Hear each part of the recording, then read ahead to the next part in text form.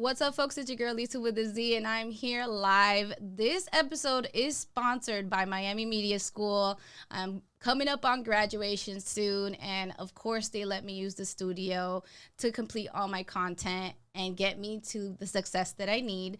Today, I have a special fighter on this podcast that I've probably been waiting the last 2 years to get on. I met her very briefly in Tampa at Knuckle Mania right after her fight, and I got Vlad Gold from Fusion CBD Products, sponsor of Bare Knuckle, also one of my sponsors. I was like, hey Vlad, let me get a picture with Britain really quick. Took the picture, and it was like a memorable moment for me. Welcome her to the show, everybody. Thank you so much for coming and taking the time to come and record for this episode. How are you doing today? Oh, man, I'm great. That was awesome. Want to say big congrats, for you about to be finishing, this chapter of your life and to move on to the next. So I'm super excited for you. And then just to hear the recap on, it's so crazy, when you meet people and then how it keeps going, just knowing some of the similar people and being at Knuckle Mania that was over a year ago. It's so exciting to be sitting here and being able to, just talk about what's happened in both of our careers and our lives. Yeah. After that, I was very excited for that fight card in the first place because that was against Paige Van Sant. And there was a lot of hype behind that fight. I saw, of course, the natural beef that you have before a fight. It was very controversial because I know she had just gotten released from the UFC, and they're like, oh, what she's going to do now? And then it was the matchup between you guys. And honestly, I was on Team Britainhart. I knew that I had seen a lot of your footage of your fight, and I'm like, this is definitely going to be a good fight of the night. And it actually showed, and you came out with the win. There was a lot of moments in that card that I remember, but the main one that I remember is I actually caught a picture of you and Joey on, staring at the cage, and you had just won. You have your medal on, and you guys are just looking into each other's eyes, with all this love. And I was like, this is the perfect moment. I have to capture it. I'm going to send it to you again. But I remember posting it, and you were like, wow, thank you so much for capturing that moment. And, that's the true sign of love and war. There's a beauty behind, this fight life. It's just, there's a lot of honor. There's a lot of respect. There's a lot of love. And to see that love is also possible within this sport is a beautiful thing. I really, congratulations to you guys. So tell us a little bit about yourself. How did you even get started in the combat sports? Oh man. Well, it's crazy actually. I really didn't start traditionally like most people in boxing. I was born in Utah, so just super running through really fast on the crash course. I was born in Utah, and my family was in the Air Force, so I moved over to Turkey, and then I lived there for 3 years, and then I moved to Germany, and I lived there for 5. Then we moved to the United States, and so it was kind of starting over at a rough time. Maybe not a rough time, but a critical time in your adolescence. So I was 11 years old, which is old enough to know what's happening and what's going on. And you're, like a sponge really at that case, but it's, your personality is already shaped. Right. So my personality was already shaped by being, a military brat, being on time, being very, very strict, and I played soccer, and they were really, really different over in Europe, how they run their sports. Right. So we were really competitive. My dad was super competitive and held me to a high standard. I had a younger brother. And everybody basically I was friends with were boys. So coming over to the United States, when I kind of came into that, I was ended up going to school in Virginia. Yeah. Again, my parents started separating. So on top of just moving in and fitting in, now my parents are separated, so it was going through that. And school was just really rough for me. Mm-hmm. I found out that once I started kind of being really good in sports, I was more accepted. So then growing with that confidence, it was just always in me. I knew sports was the answer to who I was and what I needed to do. Going forward, because I've had so many crazy life situations, I actually ended up moving out of my parents' house.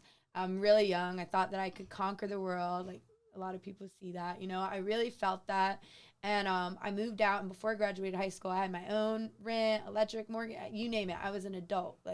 I can't preach enough to like kids, like slow down, like, Right. but I heard it to myself, and you just don't really believe it and see it. It's like really something you got to go through. Right. But anyways, because of that decision and consequence, you know, I ended up having my son really young.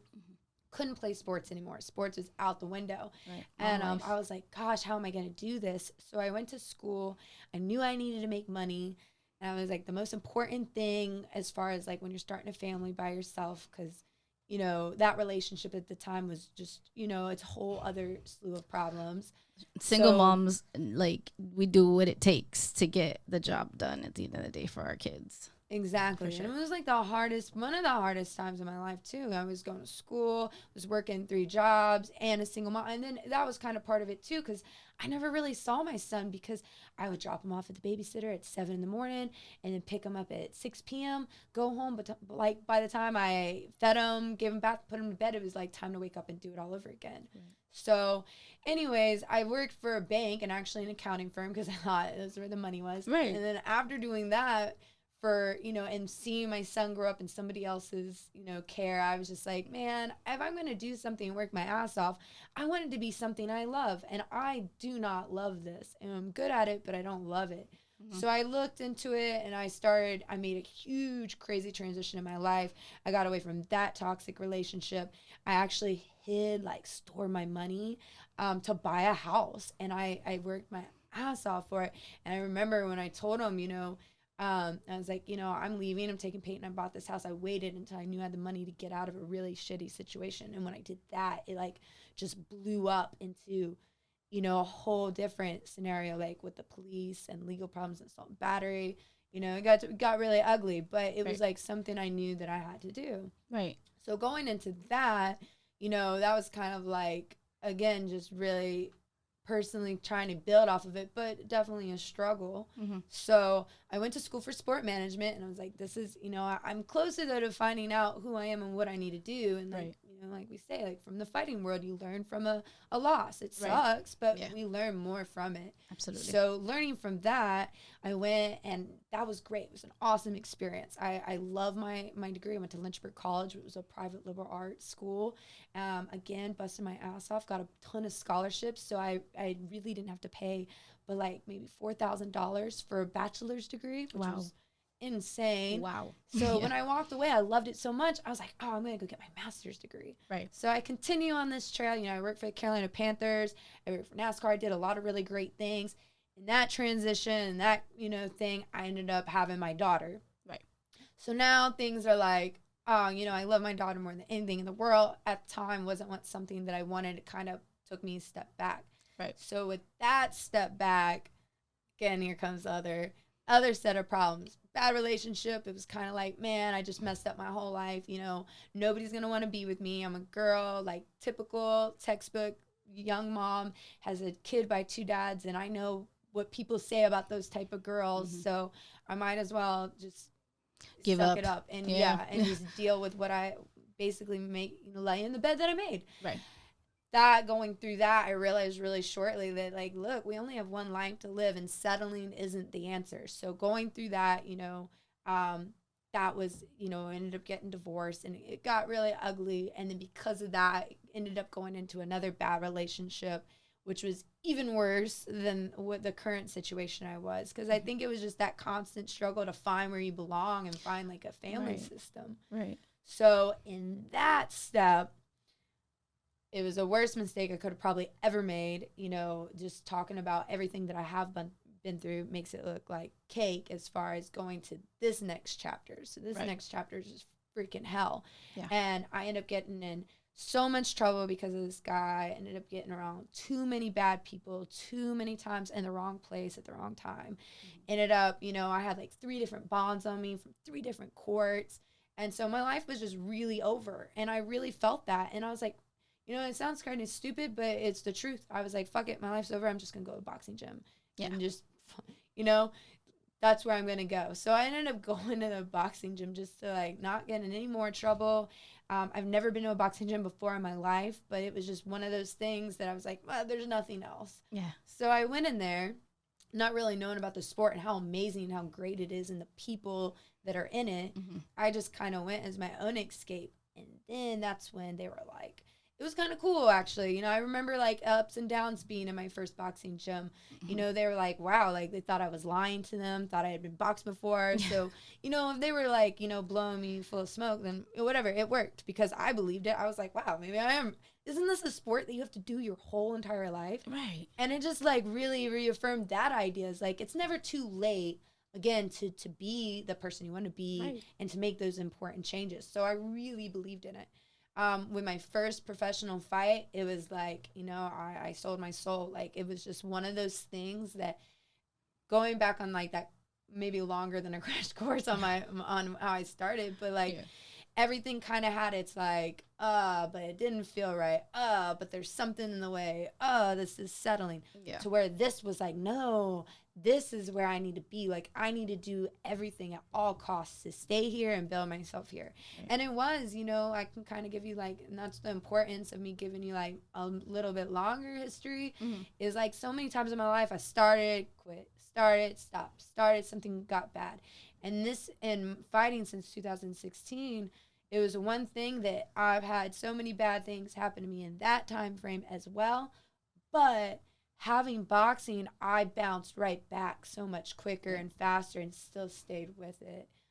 So I really, you know, I have my own life journey in boxing. You know, being a female, I'm sure you understand, you know, especially going through bad relationships and seeming that I apparently have really, really bad choices and who I was, you know, valuing myself to. Right. So I had to learn that, you know, it could be a lot of things, young age, whatever experience, who knows what it was. But I still was obviously making the same mistake with these toxic relationships. So when I finally just pulled out completely, I was single for like 2 years. I was like, I'm not dating anybody. I have no interest in anybody. Off. And then it's kind of like where you say, when you stop looking for something and wanting something, then you find it. Because now, you know, rushing a current date, now I'm like you said earlier, with the love, finding that right person. Again, in the same situation, you can go through so many different situations. It's not going to be the right situation. So many people are not going to be the right person. Yeah. But finding that right situation, the right person, will present itself. And I met my husband through this. So I think about it all the time. I'm like, man, if I could go back in time, and God, I would love to. Like, I would just love to go rewrite some of the things I did wrong or the choices. But I think about it, and if I did that, I probably would never have met Joey and gotten married and realized and valued how a man should treat a woman, right? Because of all the situations I've been through. But even with that, you know, boxing was just super awesome to save me and take me in that. I wanted to be the best once I made the choice to just give it my all. Bare Knuckle reaches out to me. Yeah. And I'm like, you know, thanks for thinking of me. I'm a really polite, nice person. Yeah. I would like, even though regardless what people think of me, but I really think I'm a pretty nice person. Yeah. And someone reached out to me and they're like, you want to do Bare Knuckle? I'm like, no, thank you. But thanks for thinking of me. It had a rep, you know, because like even when I was first hearing about Bare Knuckle, I'm like, man, that's brutal. Like, if you got to step in there, you really have some tough guts. And for you and Joey to also step in there, I know a lot of other fighters too, that have gone into that sport, and you know what? It's grown in its own way, just like UFC, just like boxing.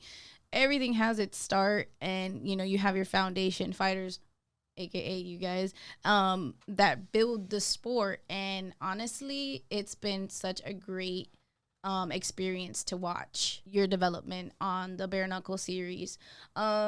I did watch your interview with Wesley Cantillo, with the Black Sheep Perspective. Love him. He's one of my favorite guys in the world. Super funny. Gives me great advice in the podcasting world as well. And I heard the story of how you guys met. And I was laughing at the interview because I'm like, this is so cute. Like, you guys meet at a Bare Knuckle event. You have no idea who he is. And then all of a sudden, like, here this guy is out of nowhere, and like you guys develop your story, your friendship, your marriage now. And so what is it like being married now, like through this sport? Has it make you guys closer, like being able to share this life together? Yeah, I think, you know, being a fighter's mentality, like you said, it isn't for everybody, and that's fine. You know, we need like spectators and people to cheer us on. That's awesome. We need coaches. We need sponsors. We need all that stuff to make this work. Right. So being a fighter is a totally different role to fill. And sometimes people don't understand, you know, a lot of times It's a lonely whatever, sport. being in the gym all the time. Yeah, exactly. Like you said it, what, like so many people, when you talk to them, they're like, hey, if this is really what you want to do, just be prepared. It's going to be a lonely ride, you know, and especially the more you climb up, the lonelier it gets. Mm-hmm. And so being mentally prepared for that, you know, Joey's really amazing angel, like miracle blessing to me. So that's, you know, again, helps why we're so in love, because it's just something I really truly didn't think would happen. Right. But now that it does happen, it's kind of like me and him joke about it all the time. We're like, oh, who knew that it was that easy to not lie, tell the truth, don't cheat, be in love, be courteous of one another, and everything works out great. And then on top of, hey, we're working out together, we're training, we're pushing, we're critiquing each other's sparring, we're critiquing each other's fights, where he finds me sponsors, I find him sponsors. I mean, we're tag teaming on every level here. Partnership. Which is just, exactly. It's such a great thing to look at when you look at a relationship. It has to be a partnership. Right. And I feel like that's really where we have the success. I feel like if we were, you know, he had a job somewhere and I had a job another place, we would like, where's our other half? Right. So we definitely have that together. And I think that really our personalities and our roads, at how many they've been different, they have some similarities that we also really connect on that level. You know, it was kind of funny too, because I remember joking with a past coach about, we did this thing called Landmark, but anyways, it's a growing, like, it helps build your character and like life, figuring out life. Anyways, he told me I wasn't allowed to date or marry anyone who didn't do Landmark, and I remember him saying that, and I always remember like joking and telling people that. So then when I was like at lunch with Joey one day, we brought it up and he's like, oh yeah, I did Landmark, which not a lot of people know what that is. Right. And I was just like, no way, we can get married now. Like, it's definitely for sure a thing. So it's the littlest details, like, all right, it check. Comes down to the details.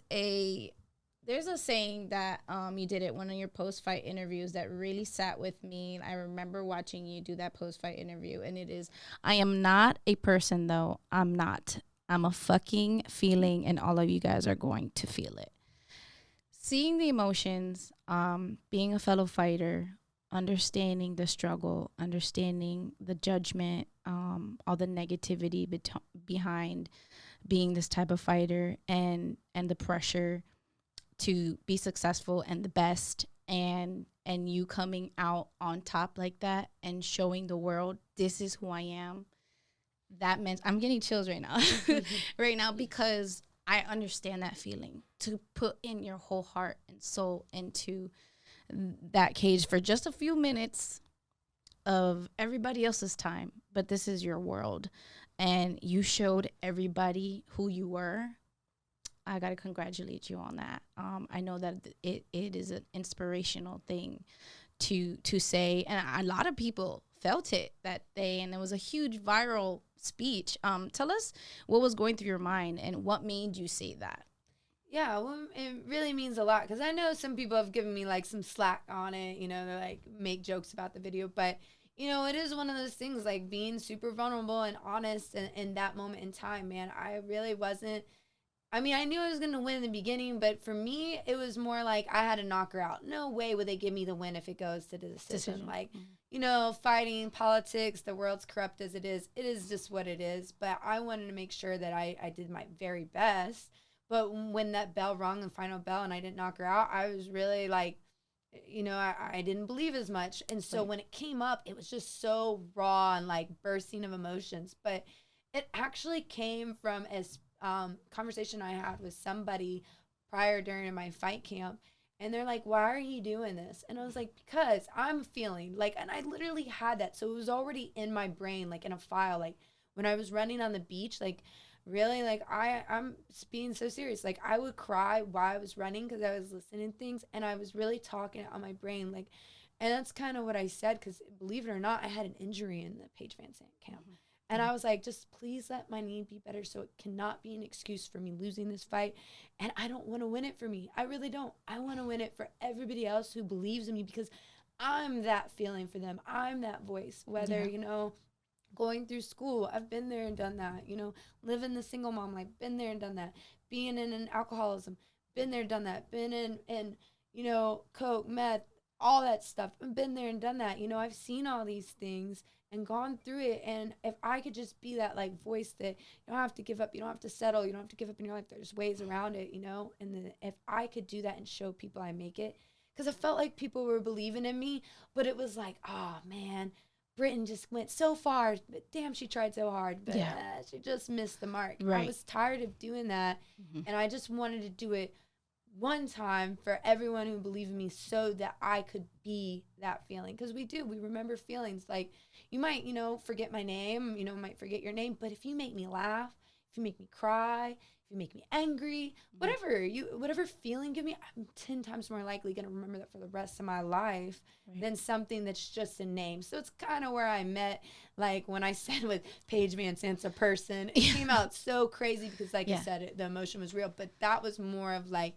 really what I was trying to say. Like, there's a lot of people that have awesome names and that's great for them, but you're not going to really necessarily remember a name forever like you would the feeling somebody gave you.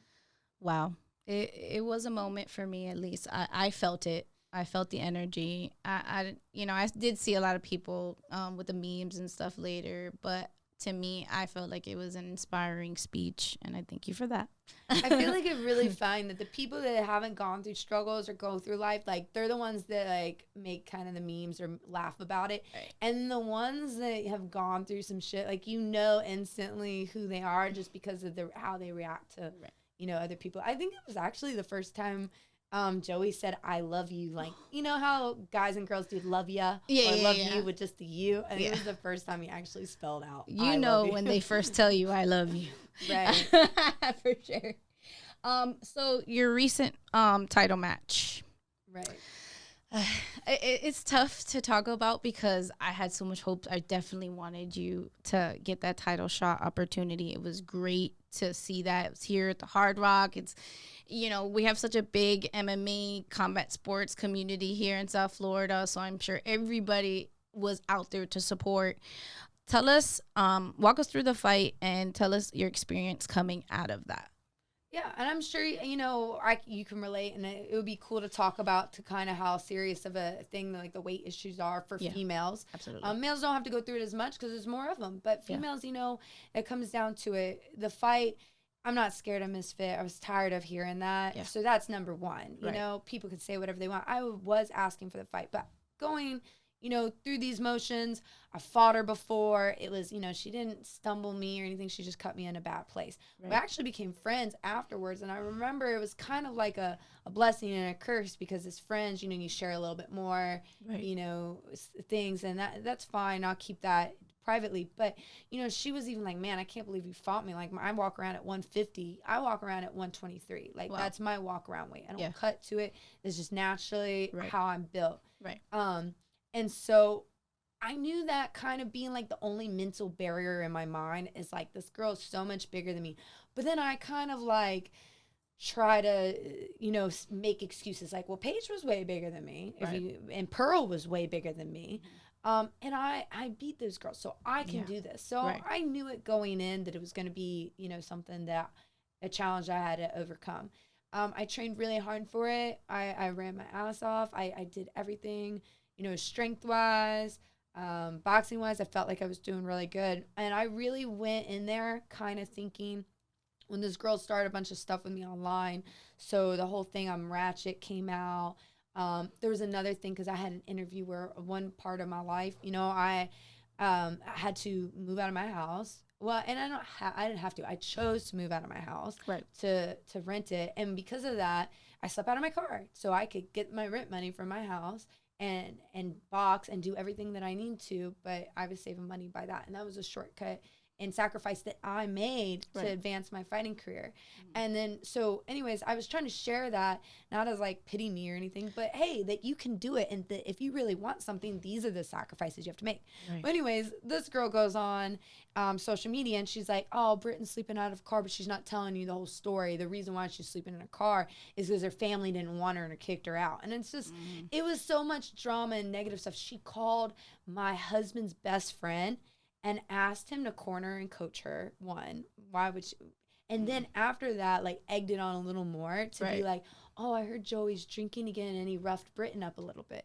which Joey's never, you know, and that's a big thing. He's really like trying to be really good on living a sober lifestyle. You know, he's done it for over a year now. So just to have somebody go, like, those are some sensitive low blows. Low blow. And normally I would like be like, yo, what the, you know, and I had before, like, you know, I had messaged before and be like, dude, you're really barking up the wrong tree. Like, it's about to get ugly, and I don't want it, because once you open that can, you can never put it back. And I've learned, and I'm just trying to really avoid that. Yeah. So I'm bottling all my emotions. I'm taking all those hate, and I'm bottling and be like, don't worry, just work hard, cut it off in the ring. You know what I mean? Right. I didn't say anything. I you know, one time I did make a thing, and someone was like, Britain, I went back and erased it. So, you know. It's the petty Betty in us that, like, you send that you have the paragraph written out, and then you're like, okay, no, don't do it. Don't do it. So I did. So anyways, going into the fight, I really did. Again, I was just like, man, I did all the hard work. I believe in myself. I got this. Yeah. So I really did. I felt like I won the press conference. I think I weighed the weigh-in. I felt like I won on all levels. She tried to get in a fight in the lobby with our coaches and some other little things here and there. Anyways, all in all, when we were face to face, I was winning that shit 100. Yeah. We go into the fight. The first round happens. Yeah. All I can tell you is that I went in there with a game plan, that we were going to move, be calm, that this girl really isn't as good as everyone thinks. She's literally a counter puncher. She just sits there. She doesn't engage. She waits till you throw, and then she just counters off of it. Mm-hmm. So we just beat her at her own game, right? Right. And so we really worked on practicing that, because we did. We kind of went back and forth, like, should we just rush her, and like, right. But then it's like, oh, there's a huge, like, that makes sense on someone who's your same size. Right. Someone who's 20, 30 pounds bigger than you, that's maybe not the best idea. You got to use strategy. So when I went in the first round, watching it back on TV, I thought it looked awesome. I'm so upset and disappointed with myself, because it looked hella great. Yeah. All I remember is people booing. Yeah. So I just could hear the booing, and I was like, man, and I know better. I really do, but you know, maybe it's just something I'm freaking learning, have to hold in my heart big time, because I've never been booed before. I've seen other fighters been booed, and I know that if you got booed, I'd be like, oh, don't listen to them, shut them out, you know? Right. But I just heard the booing, and I was like, because I wasn't doing anything, and she damn sure wasn't doing anything. She was straight up scared, and I'm just like, oh, you think I'm going to rush you? And I knew that mentally I was like just getting it. And then I landed some good 2 punches. That booing, I was like, man, you know, I went over to this corner. My coaches were like, great first round. Yeah. Even regardless of the booing, though, I just couldn't get it out of my head. So I was like, all right, I'm doing good. I got this. I need to show people I want this. Right. Went in with second round, right off the gate, a little more heat. I think I got cracked. And when I say cracked, you know, like, I know that it is what it is, but I'm going to be 100% honest with you. I never was buzzed. Yeah. I never buckled. My head never snapped back. Right. You know, I watched a fight again, and you can even see it in the, you know, in the pictures. Like, even when I'm getting hit, it's like my face is all funny looking and right there. Yeah. But her, when she gets hit, you know, her head snapped back. Right. But every time she touched me, I guess it's just kind of one of those things that go into it, not even really necessarily power. Right. But, like, maybe, like, knuckle conditioning and all that stuff, because that's something I know she believes in really big, and not something I believe in as much as her. Mm-hmm. But it's like every time she hit me, it just cut. I walked away with that from that fight with 8 cuts. So it plays a factor into it, you know, like I can just say, fuck it, and let's go, which I basically did. Yeah. But it's still something that I feel like makes you fall away. Like, you need to work on practice, fighting through booing, fighting through worrying about blood dripping in your eye, fighting through worrying if there's a hole through my lip right now. You know, you got to learn how to fight through all those things. And so I was really, really trying. Mm-hmm. You know, I don't really remember, to be honest with you. I just remember that anytime she hit me, it was just like, it seemed to be like, whoa, like it just sliced me. Right. Again, not off balance or anything like that. But then in the 5th round, I think that's really where I don't know. I wish I could redo the 5th round, because I think that that's the one that really messed me up. Mm-hmm. I don't know if it was mental maybe at this point. Yeah, like, because it's like, I don't remember feeling tired. I don't remember feeling gassed. But it was just like, I think, you know, after you take so much damage, it's like what's so important to say in fighters, like with defense. Yeah. Like, doesn't matter how much in shape you are. cardio, because I can do like hella mountain sprints and I'm really good at cardio. But once you take that damage and just mentally, I think the like adrenaline, because me fighting through round 2 with a cut, round 3 with a cut, round 4 with a cut, and me keeping that adrenaline, be like, fuck this, I'm gonna go and get it. Yeah. By the time, like, it's almost more exhausting, So I really don't have, like, and I'm not trying to give an excuses or anything like that. It just kind of didn't go the best for me, I think, in that final round, because I had just pushed through everything else I could. Right. But it was really super disappointing. I, remember thinking it in my head. I wish maybe I wouldn't have, because I remember we're our toughest critics, and I knew that I didn't do well. You know what I mean? I knew that I messed up. And at the end, my coach is like, you never know what the judges say, blah, blah, blah, hold your head up with dignity. And I just remember thinking that, and I stood there and I was like, I'm not going to be like, no offense, Paige. I mean, I know everyone deals with emotions a different way, but I'm not going to be like that. This is a sporting contest. I'm going to stand in there until I'm dismissed from that ring. I'm not exiting that ring until they tell me I can go. And I made that like logically right then and there. And I even asked Feldman, do you need me here for anything else? Because I was going to show people that, I'm going to stay in that ring. Like, even, how sometimes they do in the UFC, they talk to the winner and the loser. Yeah, yeah. So I felt like, that's what I kept telling myself in my heart. Is like, you're going to stay through this all the way to the end. And then I was really upset. I mean, I remember I went to the back room and I did. I cried, Yeah. I don't very much cry in front of people a lot, but when I'm by myself, so I have that kind of like yourself emotional thing. So I definitely cried a lot. The stitches were so painful.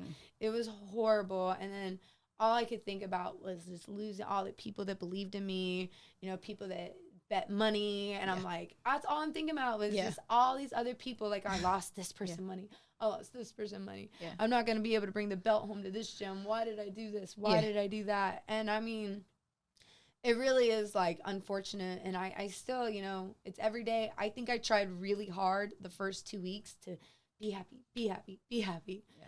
And I did that. And then after 2 weeks went by, I'm like, oh my God, it's only been 2 weeks. Like, I cannot do this forever. And, so I go up and down and like try to be positive, try to be back in the gym. I am thankful. I have a lot of things to be thankful. My hands aren't broken. Right. Nothing in my face is broken. Yeah. So it was just so bizarre. Like, my nose is fine. I have my orbital bones. We see so many other injuries in bare knuckle. Yeah. So just crazy that I did came out. It was a decision. I was hoping that it was going to be fight of the night at very least. So I still hate her. I still don't respect the girl. I don't even think she was a better fighter. I think she was just better that night. Right. So, I mean, integrity-wise, I still don't feel like I've lost anything besides it sucks when you hate somebody so much. They have, this little that edge over you. Yeah. So it's kind of like I'm trying to take the criticism.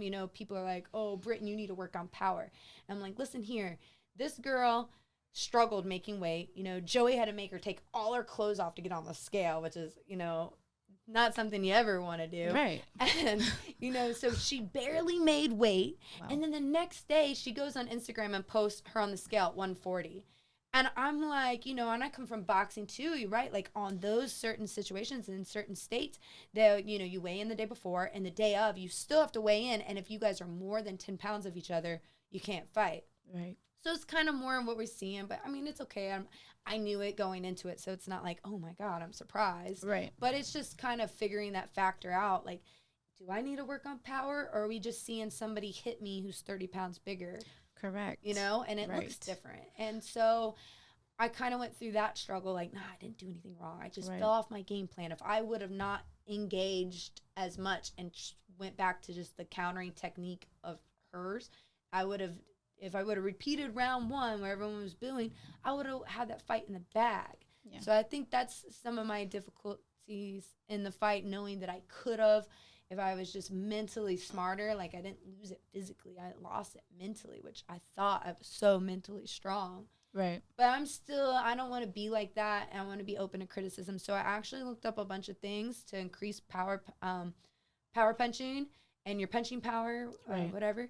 And I've been doing that, and Joey has a fight coming up. So again, we're just always, thank God, stay ready. Yeah, exactly. So I mean, again, my emotions are usually all over the place when it comes to fighting, but I think it's a good thing because, you know, like, you're human. Yeah, we It's are. natural. And I kind of wish, you know, I'm like, man, maybe if I didn't bottle up all those feelings and I was like, F you, bitch, and ratchet during the press conference, Man, maybe that it's emotion would have came out. Yeah.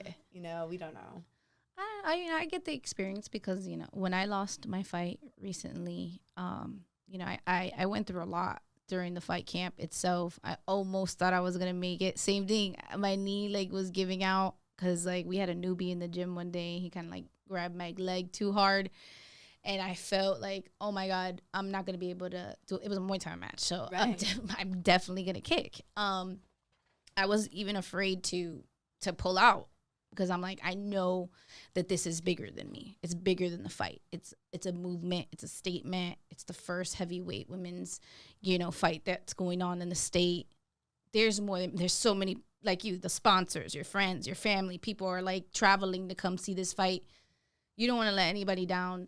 I think it's the fight was amazing. I'm very proud of my fight. My coaches were proud. I gave it everything I had. To lose to somebody that was overweight as well. I mean, you know, you watch them have that medal be placed on them, and you have to, like, keep your humble spirit, not, like, you know, I was there when Paige walked off of the stage. I was like, oh, my God, like, what is this? That's very disrespectful, not only for the organization, but as for you as a fighter and just everybody in general.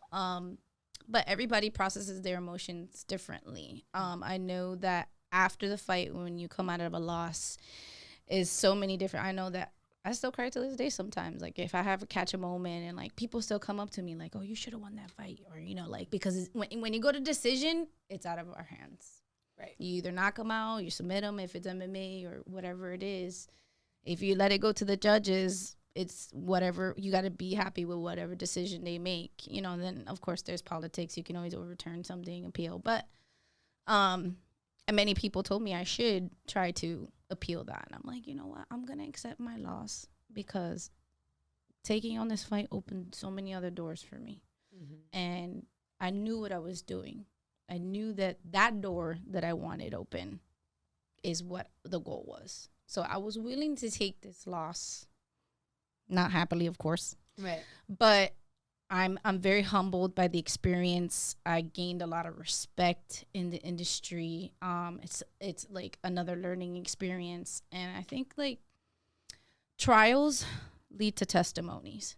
So this is my testimony. Even this moment right here is a testimony. Never did I think when I started the podcast, oh my God, I'm gonna have bare knuckle fighters on here and, like, creating and in the studio with my media family. You know.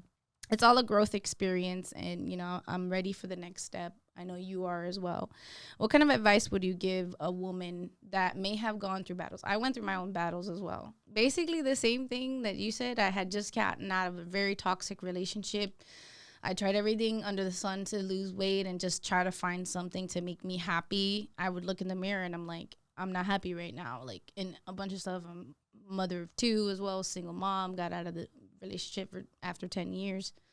Nobody's gonna love me with 2 kids. You know, like, what am I gonna do with my life at this point? What am I gonna do to make me happy after trying to please everyone else in my life? And I realized you can't please everybody. Nope. Not even if you tried. If you're pleasing one person, you're not pleasing another. So I finally said, fuck it, I'm gonna do what makes me happy. And my dad, he's a soccer coach, played professionally, and, like, I get that you have to be the best type of mentality always was on top of me.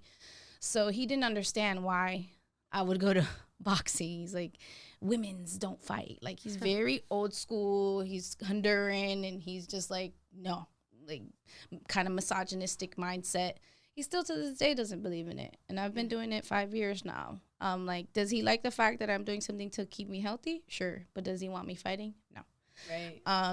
I still share that with you too. My family did that too. My dad was like, I remember when I was cutting weight to, like, 116, they were like, they literally called me a crack whore. They're like, you look like a crack whore right now. And I'm like, who says that to their kid? You know, like, but you're right. Like, it's just knowing, you know what? The best advice is, like, sometimes the enemies aren't always on the outside. Sometimes Right. the enemies are the people that are the closest to us, whether it Right. be our mom and dad, family, relationship. And Yeah. it's really just important knowing that the only person that can save you is yourself. And you're only responsible for that. Like, Right. even like, the worst thing is like with parents and kids, because like, wow, I'm responsible for my kids. And you Yeah. are responsible for them 100%. Mm-hmm. You're responsible, but you also can be responsible in delegating that. Like, okay, well, my mom is going to help. My mom's better, so, like, as bad as it hurts, it's going to be whatever is better for them being happy, but you being happy. Because what difference does it make if you're an alcoholic drinking every day, but your kid's right next to you and you're sad, miserable, and the only way you can get through life is drinking every day? Then what kind of really are you being responsible for that kid? Right. So being responsible is like, I don't have my life together. I need to make me happy, and whatever that is. And I think that it goes for everybody. Like, if you find something, like, just find something that you love and that you're good and passionate, because we only have one life, and there's tons of people that have satisfaction in doing silly jobs that we consider silly jobs. Like, I remember one friend, a good story, he used to be in the boxing gym with me. I was like, what are you doing? And he's like, oh, I'm kind of embarrassed to tell you. And I was like, why? Yeah. Are you a male stripper? What's going on? What's going on? He's like, no, I'm a garbage guy. He drives like, and I was like, so that's awesome. Government. That's cool. And I was like, do you like it? And he was like, hell yeah, I get good benefits. He's always been like a warehouse worker, no benefits. He was like, I get benefits, I get this, blah, blah, blah.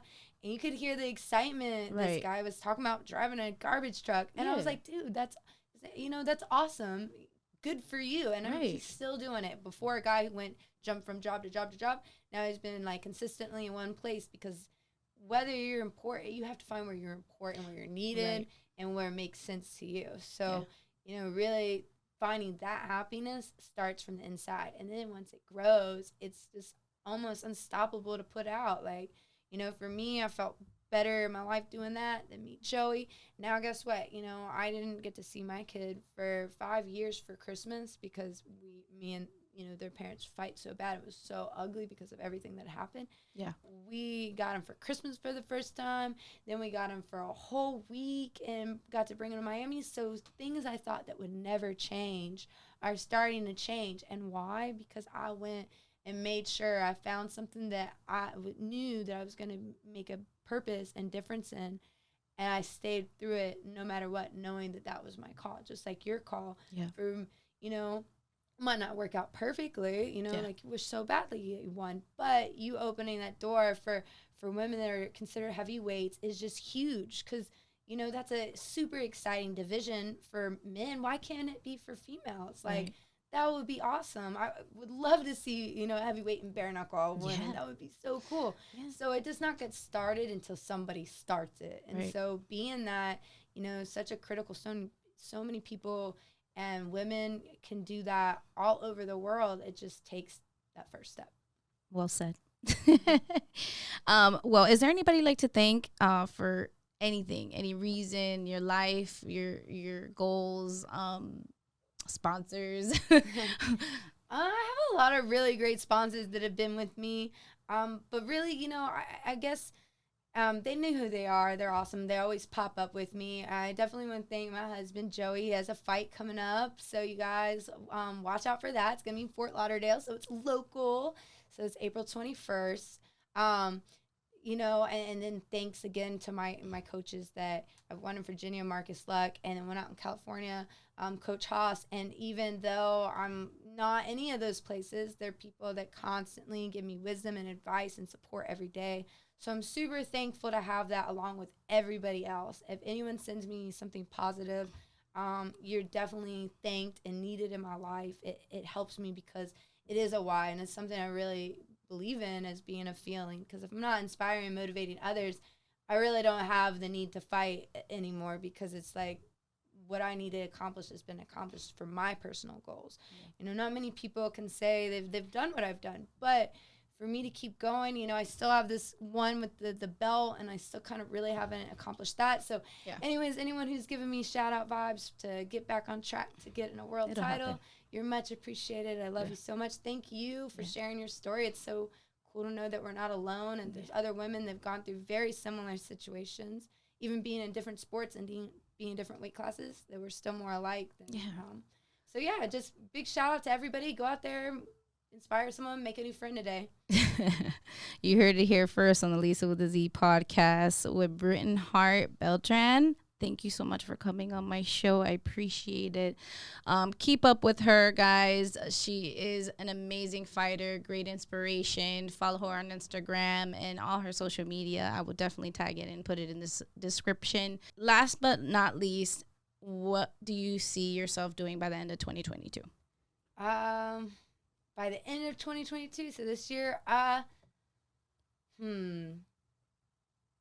that's a good one. We need to get her a belt. That is a good one. I know. That's why I'm like, let's just go with that. Let's get that belt. All right. I'm going to come back to you by the end of the year and see if we got that shiny belt. All right. All right. Thank you again, Britain. I'm so honored to have you on here. And I promise you that this is not the end of the road for us. We're just beginning. Absolutely. All right. Have a good one, folks.